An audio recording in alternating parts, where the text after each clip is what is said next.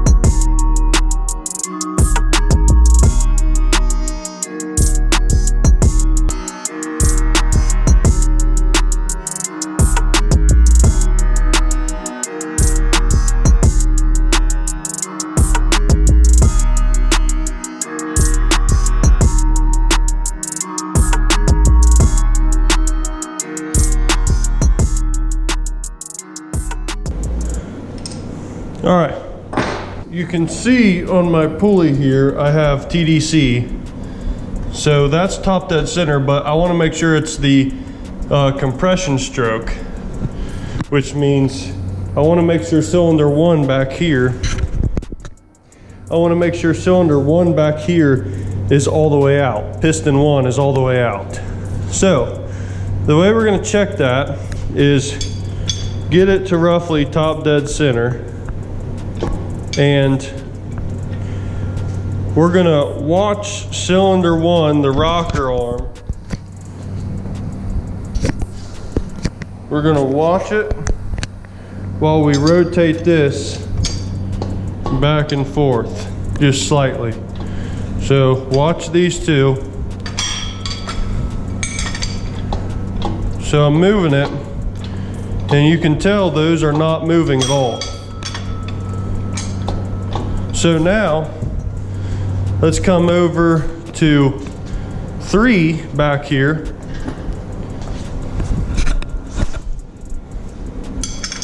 And watch these two. So, hopefully you can see that. Those are moving. And the way you truly get it top dead center is right where so they're overlapping each other. They're alternating. Well, right when they line up is your true top dead center. So now I'll go ahead and take the distributor off, because you want to take that out with the engine at top dead center. So to make this easier, I'm gonna mark where the distributor rotor lines up, just to make it easier to get back in time.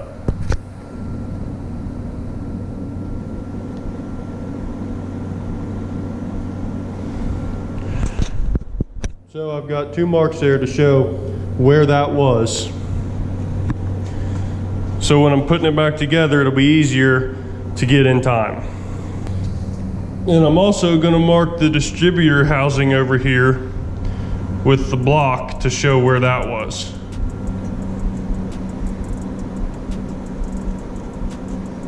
All right, so now that we did that, I'll go ahead and take off the distributor.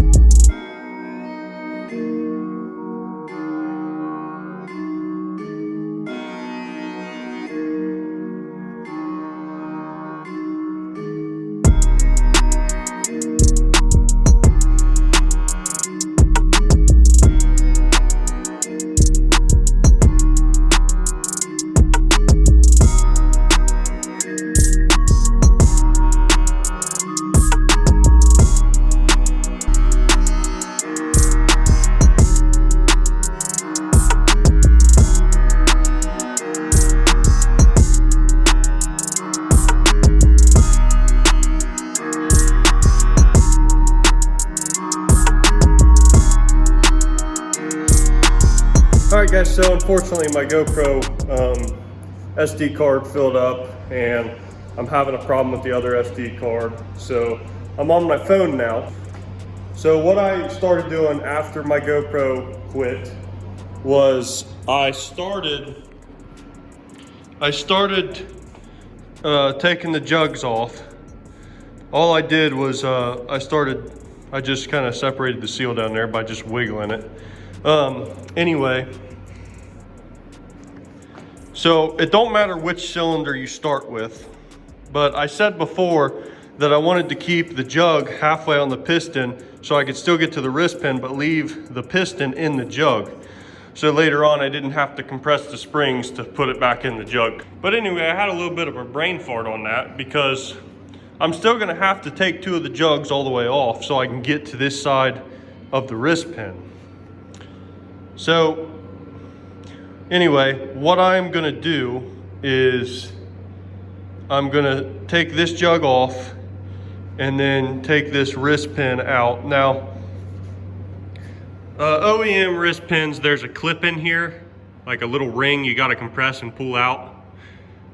When I built this last time, I had these just plastic inserts in here because those are not gonna come out because they're up against the cylinder wall. If this comes out, then you got a serious issue. So if you're wondering, you will probably have a ring in there, but I have this, so don't freak out when you don't see that. But anyway, I'm gonna take this jug off, and then I'm going to support this piston on this side somewhere. That way this rod doesn't flex too much. And I'm gonna drive that pin out, take the piston off, and then do the same thing for this piston.